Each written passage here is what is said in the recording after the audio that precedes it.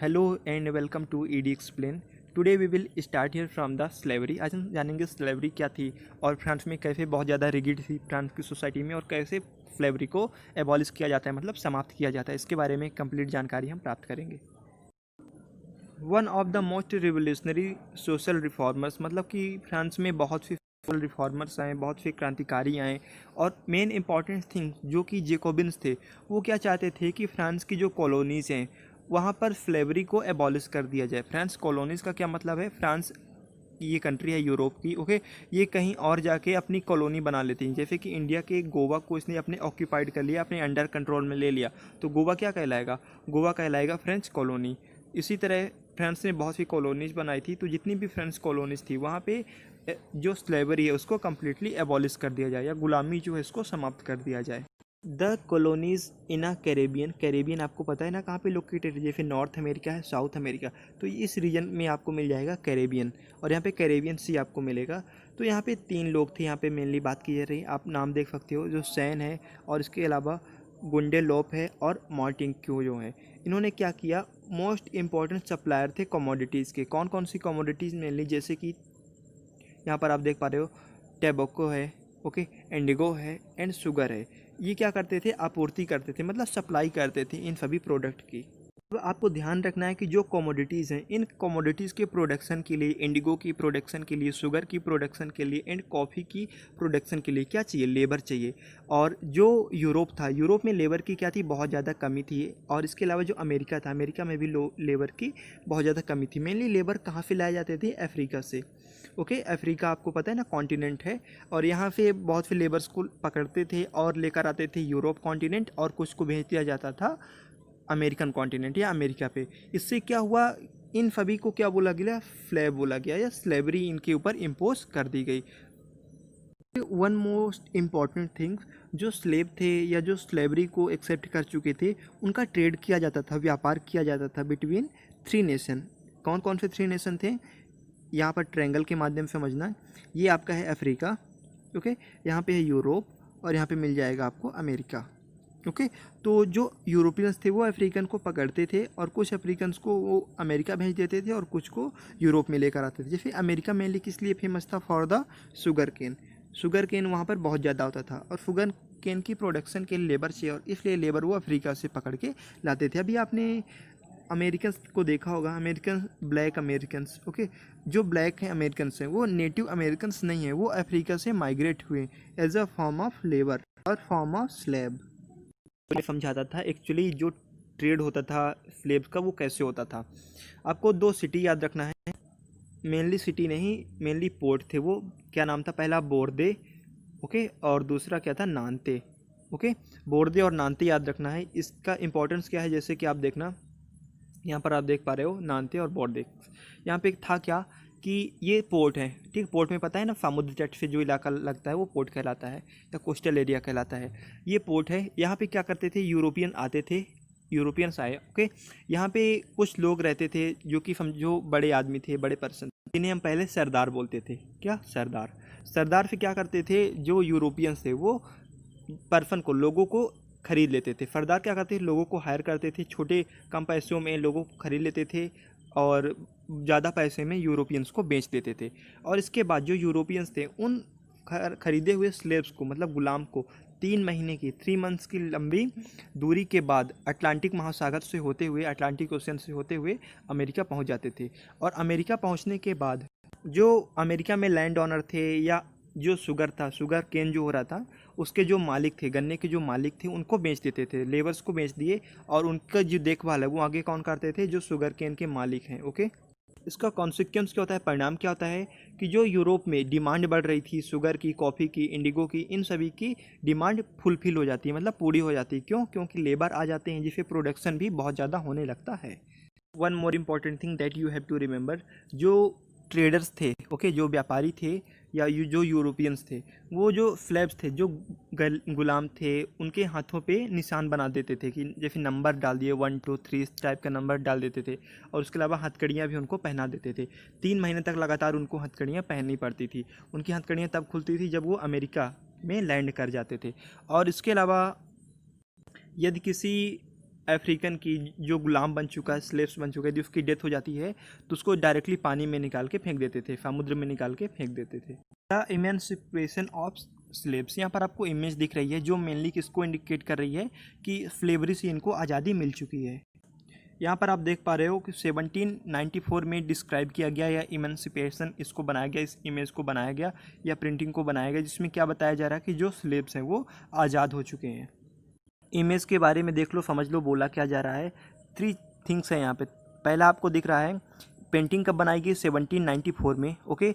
और टॉप में आपको ट्राई कलर बैनर दिखेगा, ट्राई कलर बैनर यहाँ पर आप देख पा रहे हो अभी इमेज में, ये जो दिख रहा है ये ट्राई कलर बैनर है। ये क्या इंडिकेट कर रहा है, the try colour banner on top carries a slogan. यहाँ पे स्लोगन क्या है, द राइट ऑफ मैन, मतलब राइट ऑफ मैन, सभी का राइट्स बताया जा रहा है, जैसे राइट्स लिबर्टी है, फ्रेटर्निटी है, इक्वलिटी है, इन सभी के बारे में बताया जा रहा है।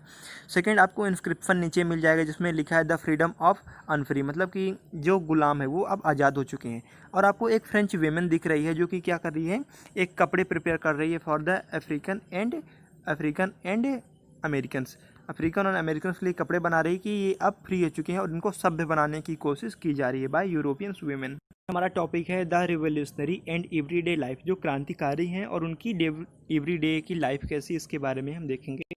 यहाँ पे कुछ क्वेश्चन रेज किए जा रहे हैं, जैसे कि पहला क्वेश्चन क्या है, जो पॉलिटिक्स है, can politics change the cloth, मतलब लोगों के कपड़े भी पॉलिटिक्स डिसाइड करेगी क्या, मतलब कि जो सम्राट है या मोनार्क है, राजा है, फेमस पॉलिटिशियन है, क्या वो डिसाइड करेंगे कि लोग क्या पहने, कौन सी भाषा बोलें, है ना, और उसके अलावा कौन सी बुक रीड करें, इन सभी के बारे में कौन डिसाइड करेगा। क्या ये राइट्स हैं जो मोनार्क हैं, राजा हैं, या जो पॉलिटिशियन, इनके पास क्या राइट्स हैं ये सब डिसाइड करने का। द ईयर फॉलोइंग 1789 की अपराइजिंग के बाद फ्रांस जो होता है बहुत ही मैनी चेंजेस, मतलब फ्रांस में बहुत ज़्यादा चेंजेस आते हैं, मैन है, वीमेन है, चिल्ड्रेन, इन सभी की लाइफ में बहुत ज़्यादा चेंजेस आते हैं। द रिवोल्यूशनरी गवर्नमेंट जो कि फॉर्म हुई थी with the help of national assembly, revolutionary government, जब गवर्नमेंट्स की बात होती है तो आपको जैकोबिन्स का नाम याद रखना है। It upon themselves pass law, जो रिवोल्यूशनरी गवर्नमेंट थी वो अपने आप से ही रूल क्या करती, पास कर देती, मतलब खुद ही कानून, खुद ही लॉ बनाती है। वो ट्रांसलेट द आइडिया ऑफ, जिसमें कि बहुत से आइडिया आते हैं, जैसे लिबर्टी है, आज़ादी है ना, इक्वलिटी है, सभी को समान अवसर, और to everyone they've every day everyone do practice with their them self, है ना, मतलब कि जो भी चाहे व्यक्ति वो अपने हिसाब से अपने तरीके से कर सकता है। 1789 में जब बेस्टाइल का किला गिरा दिया जाता है समर में, तो उसके बाद बहुत ज़्यादा चेंजेस आते हैं। और वन मेजर चेंजेस क्या था, जो सेंसरशिप लगी हुई थी, मतलब बैन लगा हुआ था फ्री मीडिया पे, और उसके अलावा जो भी रिटन होती थी, जो भी बुक्स वगैरह रिटन होती थी उन पर, और जो कल्चरल एक्टिविटी थी, रिटन मार्शल थे, इन पर जो बैन लगा हुआ था इनको रिमूव कर दिया जाता था। पहले क्या था कि जो राजा थे, मोनार्क थे, यदि कोई बात आपको लिखनी है, राइट करनी है, तो पहले आपको परमिशन लेनी पड़ती थी राजा से, मोनार्क से। यदि मोनार्क की तरफ से परमिशन मिल गई तभी आप उस चीज़ को प्रिंट कर सकते हो। बट जब बेस्टाइल का किला गिरा दिया जाता है तब सेंसरशिप पे कम्प्लीटली बैन हटा दिया जाता था। लोग अपने तरीके से बुक को, न्यूज़पेपर को, अपने तरीके से जो भी रिटन होता था, रिटन ऑब्जेक्ट थे, उन सभी को राइट करके पब्लिश कर सकते थे। And one more important thing that happened during the 1789 और फ्रेंच रेवोल्यूशन, जो न्यू डिक्लेरेशन ऑफ मैन था, उसमें जो सिटीजन थे उनको जैसे राइट टू लिबर्टी है, फ्रीडम ऑफ एक्सप्रेशन, इन सभी चीज़ों पर बहुत ज़्यादा बल दिया गया, जोर दिया गया, और ये चीज़ें बहुत ज़्यादा एक्सेप्टेंस की गई। आप देख पा रहे हो कि सैलून है, सैलून में बहुत से लोग गैदर ही इकट्ठे हुए, और जो मेरा है, ओके, MARAT, मेरा इसको पढ़ेंगे, ये क्या कर रही हैं, लोगों को संबोधित कर रही हैं, लोगों को समझा रही हैं बहुत सी चीज़ें। मेनली हम बात करते हैं फ्रेंच रेवोल्यूशन के कंक्लूजन की, जो कि बहुत ज़्यादा रेडिकुलस है, मतलब लोगों ने इतना ज़्यादा मेहनत किया, बहुत से कुर्बानियाँ दी, बहुत से लोगों की जान गई इसमें, है ना, बट इसका लेटर कॉन्सिक्वेंस क्या होता है, फ्रांस में जो भी पावर थी, मतलब लोगों के हाथ में जो भी पावर थी, फ्रीडम ऑफ एक्सप्रेशन जो भी था, फ्रीडम ऑफ स्पीच जो भी था, वो किसके हाथ में चला जाता है, एक डिक्टेटर के हाथ में चला जाता है, एक तानाशाह के हाथ में चला जाता है, जिसका नाम क्या था, नेपोलियन बोनापार्टे। 1804 में क्या होता है, जो नेपोलियन बोनापार्टे हैं वो खुद को डिक्लेयर कर देते हैं एम्परर ऑफ फ्रांस, मतलब फ्रांस का राजा डिक्लेयर कर देते हैं। और इसके बाद क्या करते हैं, जो उनकी नेबरिंग कंट्रीज़ थी, मतलब फ्रांस की जो नेबरिंग कंट्रीज़ हैं, अदर यूरोपियन कंट्रीज़ हैं, वहाँ पे कॉन्कर करना या अटैक करना स्टार्ट कर देते हैं। बनने के बाद नेपोलियन बोनापार्टे ने बहुत ज़्यादा चेंजेस की, जैसे जो पुराने राजवंश थे या पुरानी डायनेस्टी थी उनको हटा के, उन राजाओं को हटा के उनकी जगह अपने फैमिली मेम्बर को अपॉइंट करने लगे, उनको राजा बनाने लगे। खुद को एज अ मॉडर्नाइजर देखते थे, मतलब मॉडर्नाइजर ऑफ यूरोप मानते थे कि यदि कोई यूरोप में आधुनिकीकरण लेकर आ सकता है तो वो मैं हूँ, मतलब नेपोलियन बोनापार्टे खुद के लिए बोलते थे। नेपोलियन बोनापार्टे ने एक बहुत ही शानदार काम किया, बहुत ही अच्छा वर्क किया, जिसमें उन्होंने प्राइवेट प्रॉपर्टी बिल लेकर आए, जिसमें जो लोगों की प्रॉपर्टी है उसको प्राइवेट कर दिया गया और मतलब कोई भी वहाँ पर इलीगली ऑक्यूपाइड नहीं कर सकता। इसके लिए उन्होंने बहुत ज़्यादा वर्क किया और बहुत ज़्यादा रिफॉर्म लेकर आए। And one another important thing that happen कि उन्होंने डेसिमल सिस्टम, मतलब पॉइंट्स का जो सिस्टम है उन्होंने फ्रांस में इंट्रोड्यूस किया। बहुत से पीपल्स क्या सोचते थे कि जो नेपोलियन बोनापार्टे हैं वो एक लिबरेटर की तरह काम करेंगे, मतलब लोगों को आज़ादी दिलाएंगे, फ्रीडम दिलाएंगे, लोगों के हाथ में पावर होगी। बट लेटर क्या होता है, जो नेपोलियन की आर्मी है वो कंप्लीट फ्रांस में दिखने लगी। कहीं पर भी देखो तो नेपोलियन की आर्मी दिख जाती थी और नेपोलियन की आर्मी ने दमन करना स्टार्ट किया। इसके अलावा बहुत सी अदर कंट्री को इन्वेड किया। ईयर ऑफ 1815 में जो नेपोलियन बोनापार्टे थे उनकी डिफीट होती है, हार होती है वाटरलू में, और उनके हारने के बाद ही उनका जो कॉन्सिक्वेंस था वो लंबे समय तक यूरोपियंस में, मेनली फ्रांस के जो लोग हैं वहाँ पर देखने को मिला। फ्रेंच रेवोल्यूशन की यदि हम बात करें तो जो आइडियाज़ थे, द आइडिया ऑफ लिबर्टी है, डेमोक्रेटिक राइट है, इन सभी का आइडिया जो था बहुत ज़्यादा इंपॉर्टेंट था। इसकी लेगेसी फ्रेंच रेवोल्यूशन में तो देखने को मिली ही। इसके साथ ये सभी चीज़ें जो जैसे लिबर्टी है, फ्रीडम ऑफ एक्सप्रेशन है, लिबर्टी है, ये फ्रांस के अलावा यूरोप के अदर कंट्रीज़ में भी 19वीं सेंचुरी में स्प्रेड होती गई। और जो फ्यूडल सिस्टम था, मतलब एक ही व्यक्ति के पास कंप्लीट सत्ता रहती थी, पावर रहती थी, वो समाप्त होने लगी थी। जो फ्रेंच रिवोल्यूशन की या मेनली फ्रेंच रिवोल्यूशन की जो बातें थी, जो आइडियाज़ थे, वो इंडिया में भी बहुत ज़्यादा फेमस हुए। जैसे इक्वलिटी है, लिबर्टी है, फ्रेटर्निटी है, ये हमारे कॉन्स्टिट्यूशन में अडॉप्ट किया गया। इसके अलावा फ्रेंच रिवोल्यूशन की बहुत सी बातें जो है वो हमारे ऑन दैट टाइम, उस टाइम के जो विजनरी लीडर थे उन्होंने अडॉप्ट किया। और यहाँ तक कि आप देख पा रहे हो जो राजा राम मोहन रॉय थे, इसके अलावा टीपू सुल्तान जो थे, वो भी फ्रेंच रिवोल्यूशन से बहुत ज़्यादा इंस्पायर थे। And one more thing, if you like this session, like it, and please make sure to subscribe ED Explained and press the bell icon.